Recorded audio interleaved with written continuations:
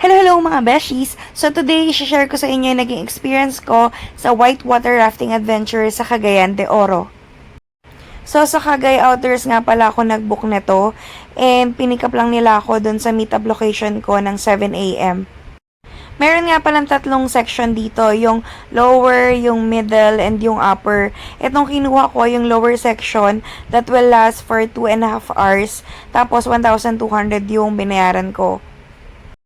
Good morning. Short briefing lang po tayo.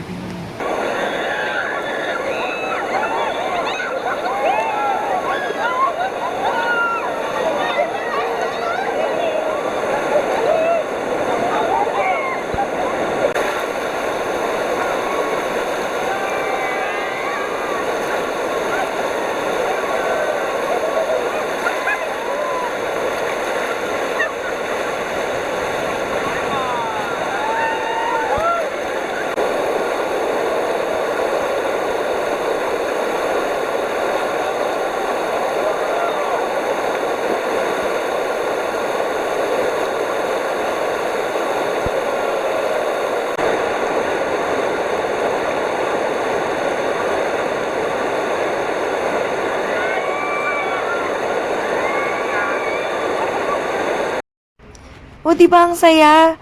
Alam nyo mga besh, gagawin ko to ulit kung makabalik ako. Ayun lang, see you sa next adventure.